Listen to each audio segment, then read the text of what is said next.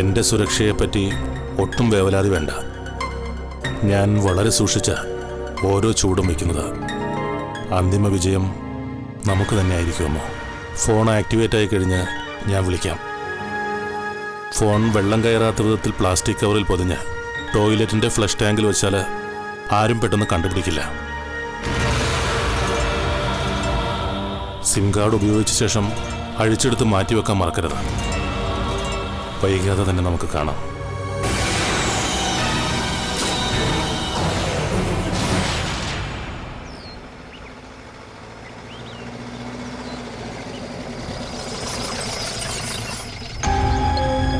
അമ്മ, അവരെത്തി. പാലപ്പടിക്കുന്നു.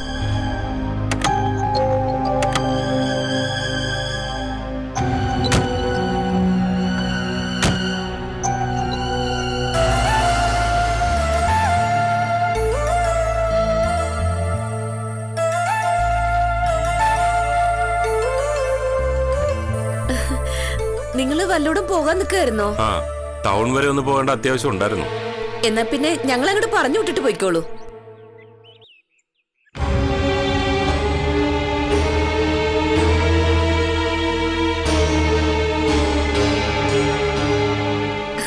കുഞ്ഞമ്മേ, ഇനിയിപ്പോ ഇവർക്ക് കൊടുക്കാനുള്ളത് കൊടുത്തിട്ട് പോയാ പോരെ ടൗണിലേക്ക്?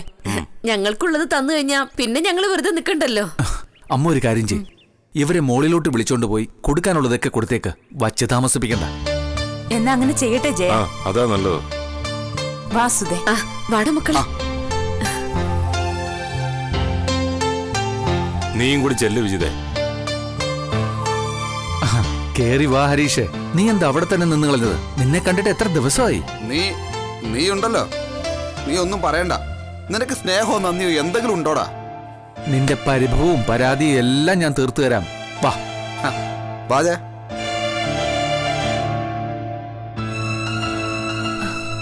അയ്യോ, വലിയ വീടാകുമ്പോ ഇങ്ങനൊരു കുഴപ്പമുണ്ട്. മോളിലേക്ക് ഒരു തവണ കയറി വരുമ്പോഴേക്കും അണയ്ക്കും. മോളെ, ആ പൈസ എടുത്തോണ്ട് കൊടുക്ക. ഏത് പൈസ? 20 ലക്ഷം രൂപ.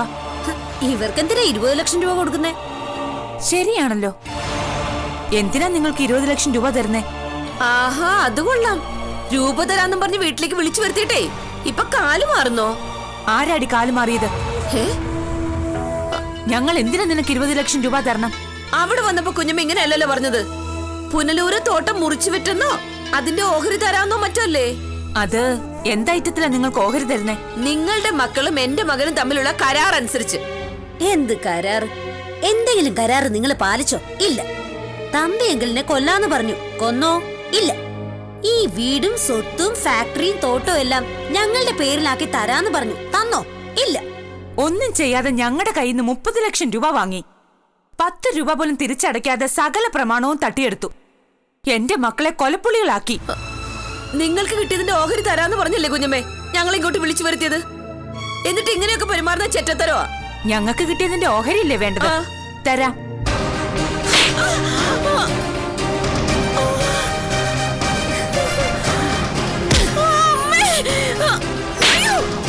ഇത് എനിക്ക് കിട്ടിയതിന്റെ ഓഹരി.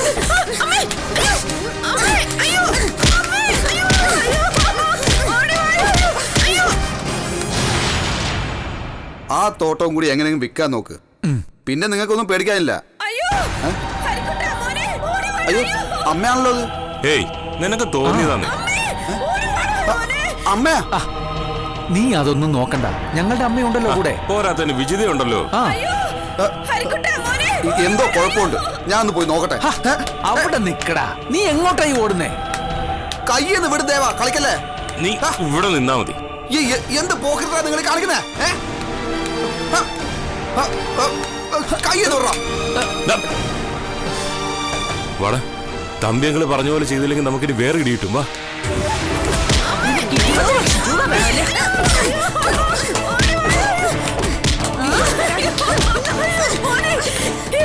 ഇത് ചതിയായിരുന്നെടാ.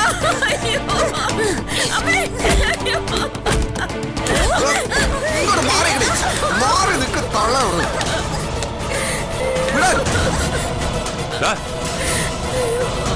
ജയ, ഇവര് നീ ഞങ്ങളുടെ അമ്മയെ വിളിച്ച് തള്ളണം. വീട്ടിൽ കയറി ഒന്ന് അതിക്രമം കാണിക്കുന്നുണ്ടോ? ആരാണ് അതിക്രമം കാണിച്ചത്? ഞങ്ങളെ വിളിച്ചു വരുത്തി ഇതിനായിരുന്നോടാ പാട്ടി.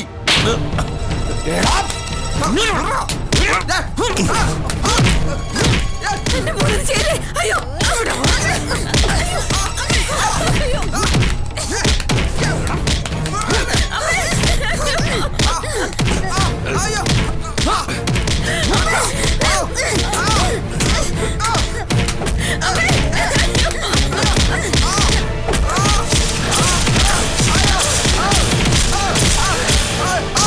അയ്യോ.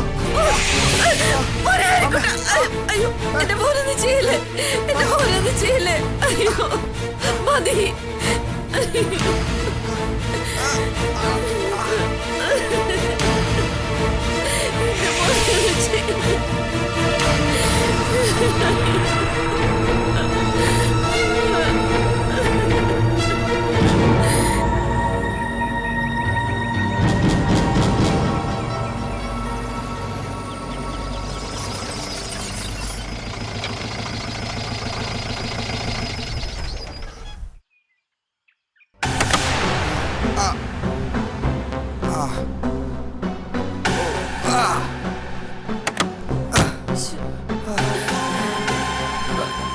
അമ്മേ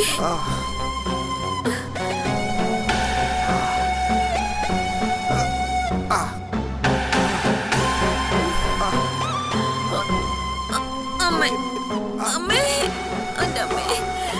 അയ്യോ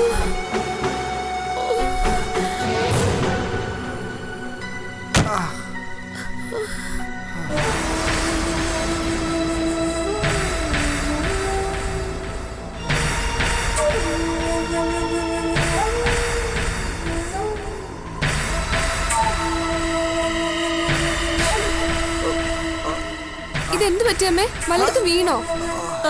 വീണു. ഇവിടുന്ന് പോകുമ്പോ ഒരു കുഴപ്പം ഉണ്ടായിരുന്നില്ലല്ലോ.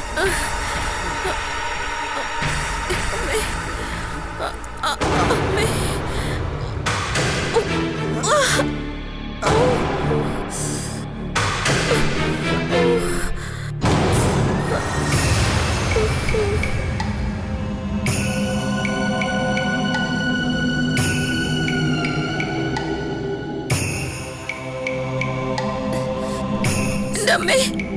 അയ്യോ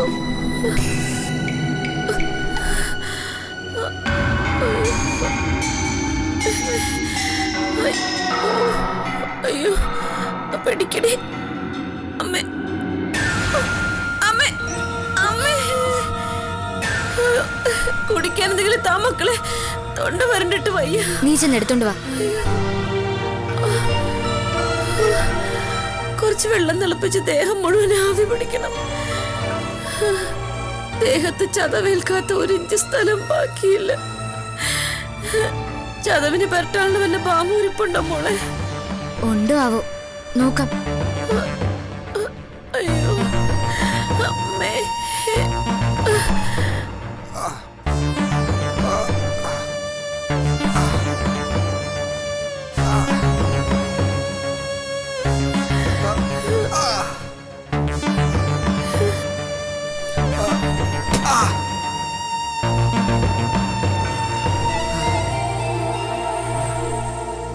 ഇതെന്താ, നിങ്ങൾ രണ്ടുപേരും ഒരുമിച്ചാണോ വീണത്?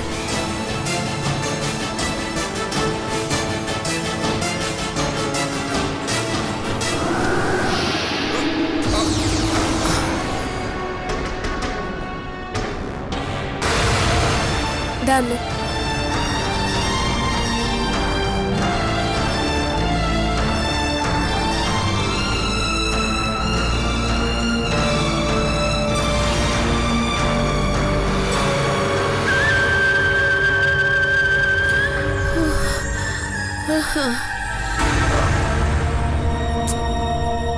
എടേ, എനിക്ക് കുടിക്കാൻ ഇത്തിരി വെള്ളം താ.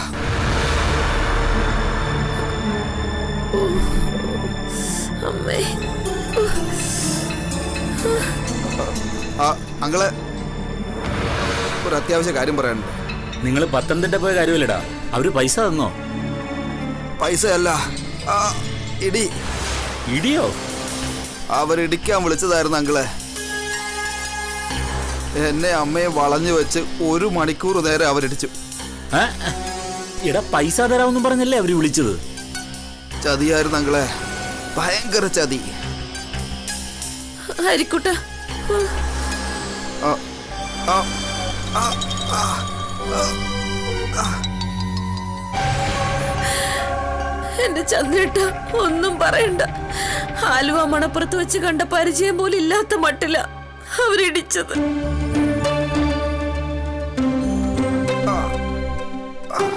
ആ കുഞ്ഞമ്മയും വിജിതയും ജയശീലും ദേവരാജനും കൂടി പോലീസ് അടിക്കുന്ന മാതിരി എന്നെ ഹരിക്കുട്ടനെ എടുത്തിട്ട് ഇടിച്ചു, ചവിട്ടി അടിച്ചു. എന്താ കാരണം? ആർക്കറിയാം. കാരണം ഒന്നും പറഞ്ഞില്ല. ഇടി തന്നെ ഇടി. നമ്മൾ എന്ത് ചോദിച്ചാലും ഇടി. ഏതെങ്കിലും മർമാണിയെ കൊണ്ട് ആയുർവേദവും തിരുമ്പും കിഴിയും ഒക്കെ ചെയ്യിക്കണം. എഴുന്നേറ്റ് നടക്കാൻ വയ്യ എന്റെ ചന്ദ്രേട്ട.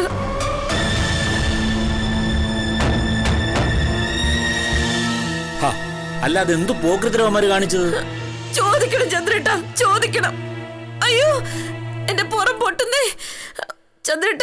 വയ്ക്കാണേ, വയ്യ. അയ്യോ, അയ്യോ അമ്മേ. ആ വെള്ളം കൊണ്ടുപാടി. അയ്യോ,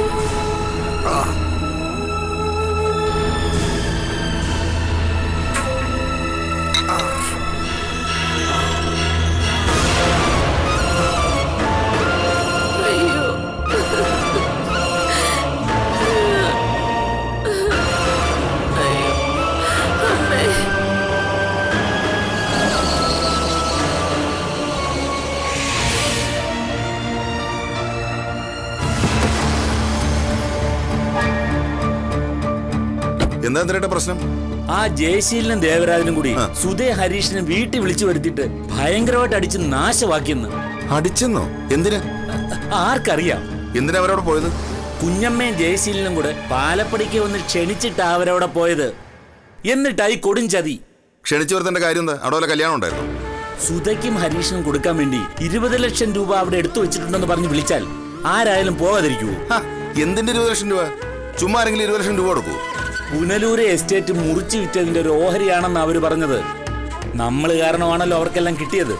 അതിന്റെ ഒരു ഷെയർ ആണെന്ന് വിചാരിച്ച് വാങ്ങാൻ ചെന്നപ്പോ ജയനും ദേവരാജനും കുഞ്ഞമ്മയും വിജിതയും എല്ലാരും കൂടെ ചേർന്ന് അടിച്ച് നിരപ്പാക്കി കളഞ്ഞു.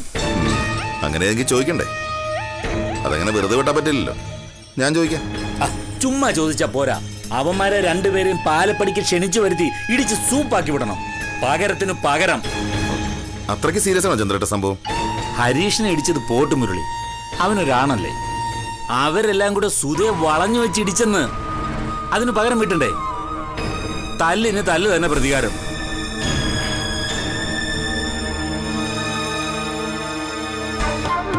അതെ, അവന്മാരോട് ഒരു ദിവസം പാലപ്പടിക്കിലോട്ട് വരാൻ പറ. ഒത്തുതീർപ്പിനാണെന്ന് പറഞ്ഞാൽ മതി. അനുരഞ്ജനം.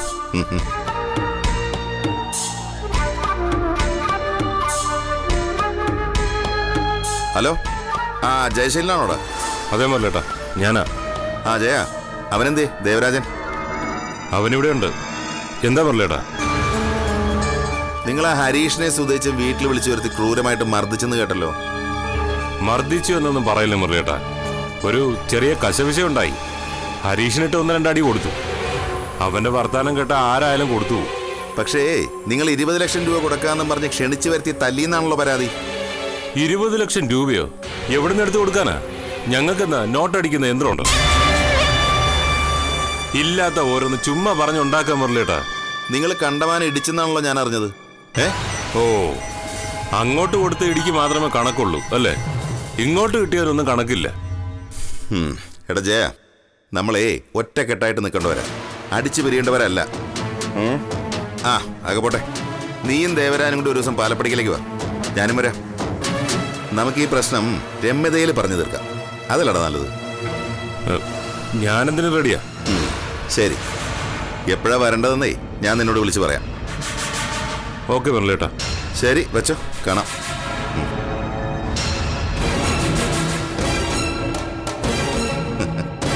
അവന്മാർ രണ്ടുപേരും കൂടെ പാലപ്പടിക്കിലേക്ക് വരും. നമ്മൾ രണ്ടുപേരും ഉണ്ടല്ലോ, പിന്നെ ഹരീഷും. അവന്മാരെ എടുത്തിട്ട് അങ്ങ് പൊതിക്കാന്നേ. വേണമെങ്കിൽ സഹായത്തിന് രണ്ടുപേരെ പുറത്തുനിന്ന് വിളിക്കാം. പോരെ അളിയ. ആ ധാരാളം മതി. ആ അല്ലെങ്കിൽ ഈ കൈത്തരിപ്പ് തീർത്തിട്ടേ കുറേ നാളായി. ആ ശരി ശരി, ഓക്കെ അല്ലേ?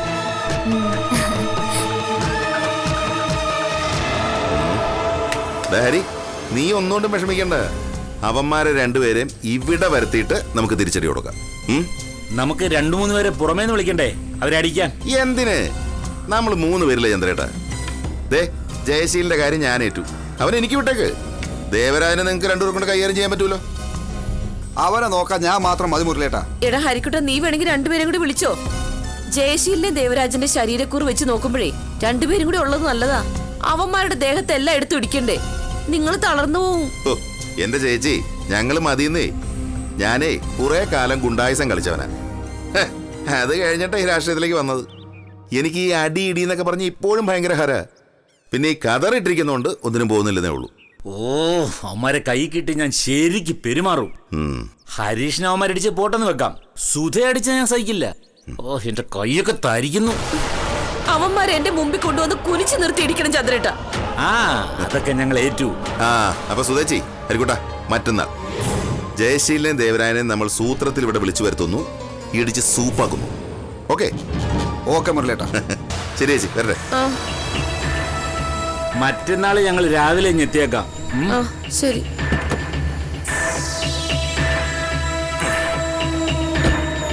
അളിയാ, വന്ന് കയറ്, പോണ്ടേ? ആ ശരി എന്നാല് ഹരീഷേ.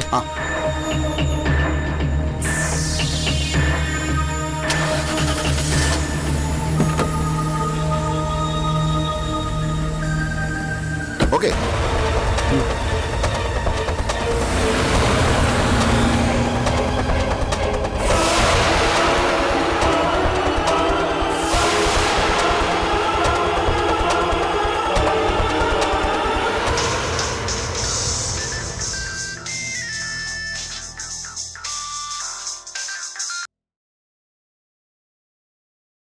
ഹലോ, ഞാനാ നരേന്ദ്രൻ തമ്പി.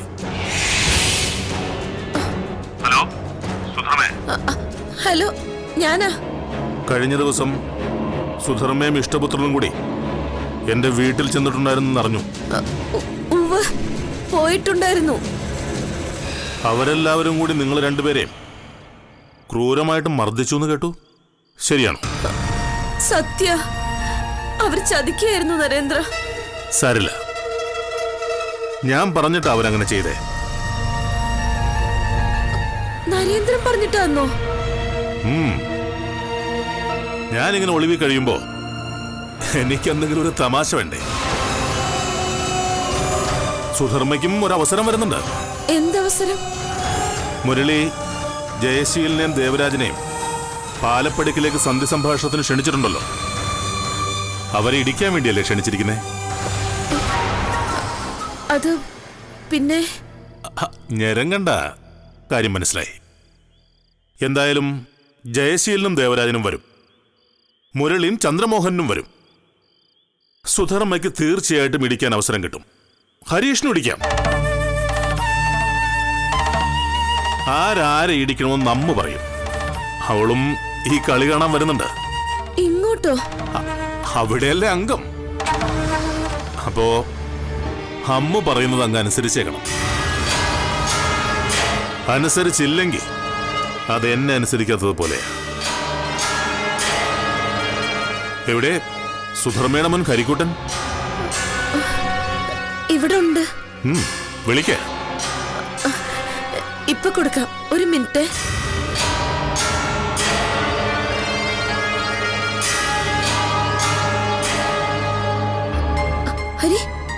ഹരിക്കൂട്ട, നിനക്ക് നരേന്ദ്ര തമ്പിയാ. നീ സംസാരിക്കും.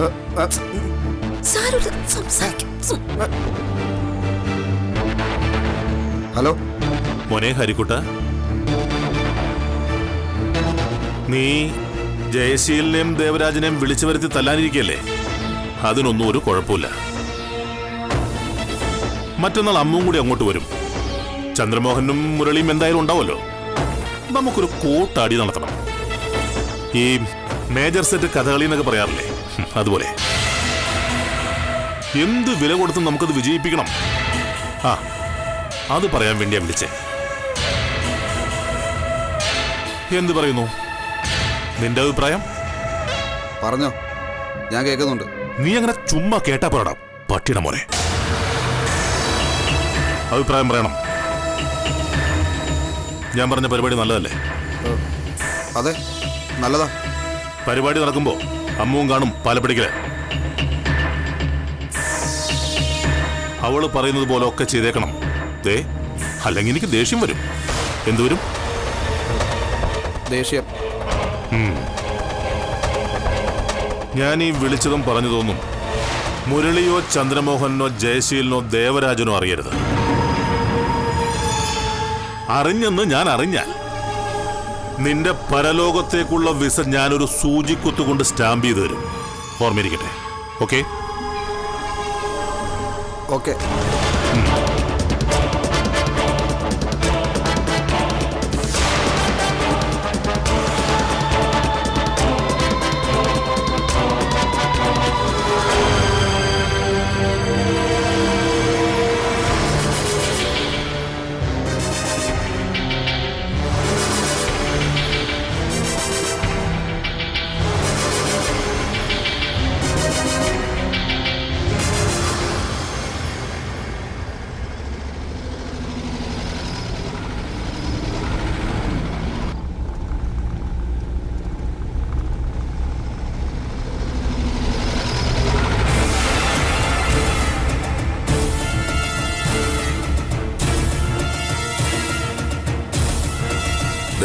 Police checking. അവര് നമ്മളെ കണ്ടു കഴിഞ്ഞു. പതിവ് വിട്ടോ? നിർത്തണോ വിട്ടുപോണോ? വിട്ടുപോയാൽ അവർ പുറകെ വരും. ഞാൻ കിടക്കാം. കുടിച്ചില്ലേ കേട്ട് കിടക്കാന്ന് പറഞ്ഞാൽ മതി.